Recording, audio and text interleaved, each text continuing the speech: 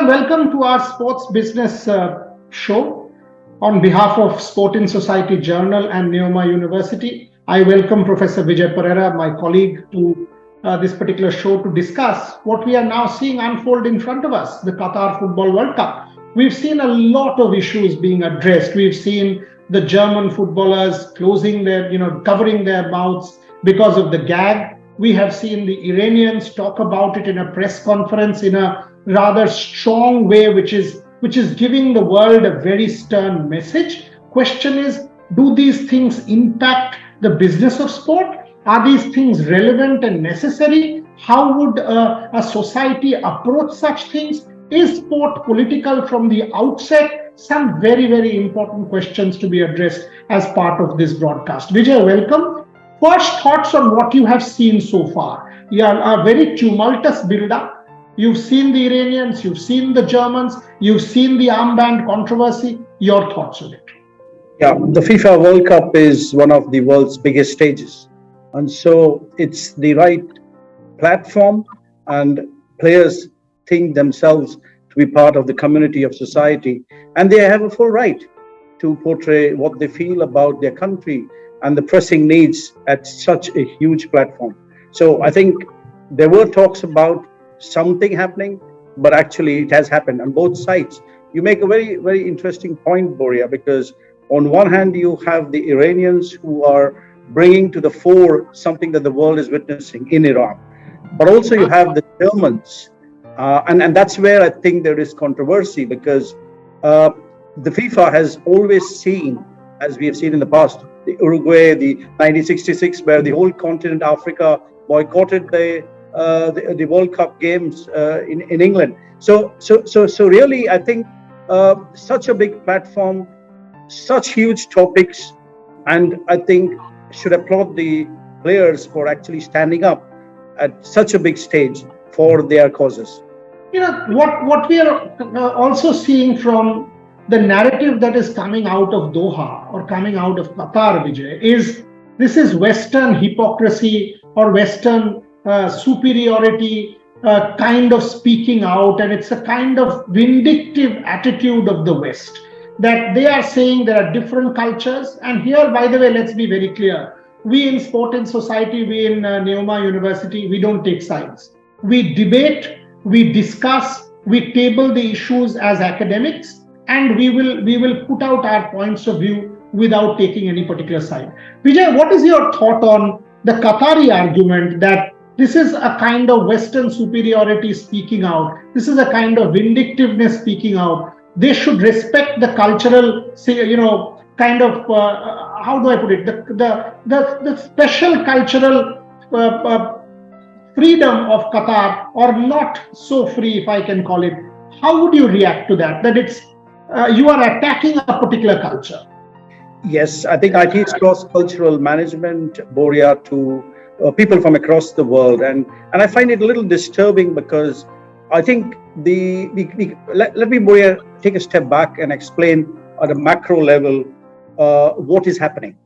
So you have the developed Western countries who have built their economies, who have built where they stand. The word developed has been now, over a period of time, they have become developed because they have taken advantage of previous industrial revolutions or have exploited in the past.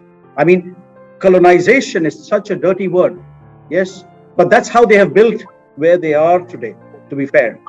And so now it is time for the global South, the emerging economies, to build upon. Now, we look at the Middle Eastern economies and they look at the infrastructure. The bulk of that workforce comes from South Asia, India, Pakistan, Bangladesh, Nepal, and so on. And so we have to look at it from an ethical perspective and say, what is happening is not right. We're not condoning it. However, they still have a better life than what they could have back home. So they are immigrants who come to the Middle East to have a better life, to work hard so that the next generation gets. And so two wrongs do not make a right. And here is where the whole debate lies, is that developed countries have in the past, are still in the present, very much they have skeletons in their cupboard, and now it's the emerging countries and especially the Middle Eastern countries now. I mean, that's the only way they see. Things are also improving, Boria. I mean, many years ago, you didn't have a count of deaths or accidents. That's changing. In my latest book, Human Capital in the Middle East, and also an article, Human Resource Management in the Middle East, where I have been the vice president of the Academy of International Business, the MENA region. We have very clearly shown how it has moved from really, really bad to something that is still not acceptable, Boria, but something that is improving. And over a period of time, it will have to improve. I mean, you cannot, answering your question, Boria, you cannot point fingers at others in their current context of development when you yourself have built upon in the past and have an equally, if not bad, record of human rights. Boria. There is another argument that is being made, Vijay, that this is also about money. People are resenting Qatari wealth, Middle Eastern wealth. You've taught there. You've taught in Dubai. You've been in the region. Have you felt this, that the West is now kind of envious or jealous of this budding prosperity or affluence in the Middle East, and as a result, there is this continuous counter narrative that we are seeing? Is there any truth to that argument? Very much. It has to be, Boria. I mean, that's the vicious circle of business and economies. I mean, it's their age going forward. Now, how many people actually understand the amount of ownership that the Qataris have abroad? You know, British Airways, for example, owned by the Qataris. Several football clubs across the world. Airlines, real estate. They have stake in probably every other business in the developed countries. So of course they have invested. It's legal money. Can you say I take their ownership and money and be hypocrite then to say they have bad human rights back home? So then, these are the same people that own businesses which are giving employment, which are giving services, which are giving goods to you. So you can't have it both ways, Boria. Good point. Very good point. For the last question of this first segment, this eternal talk, sport and politics do not mix. From the time we hear the national anthem, we see the flag going up. Sport has been acutely political and has been a stage through which we keep giving peaceful messages, be it Iran, be it Germany, be it Tibet and China, be it Rio 2016, be it the flame relay in London, which both of us had seen together. Your thought on this sport and politics do not mix argument, is it the most fundamentally flawed argument that has ever been made? Absolutely. Politics is everywhere. Politics starts at home.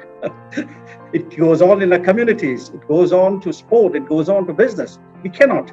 As human beings, that's sociologically ingrained. Politics is ingrained in human society. We cannot separate. And it's no different. Sport will always be political. It will be governed politically. Politics will touch, as we have seen, the lives through society and through the problems that society faces at the highest level. And it's no different, Boria.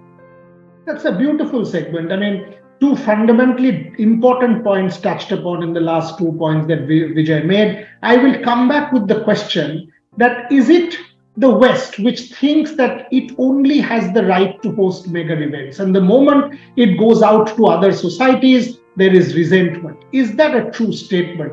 How does the Global South deal with such Western democracies? Several important questions coming up in this sports business conversation with Professor Vijay Pereira. Keep watching. Back soon.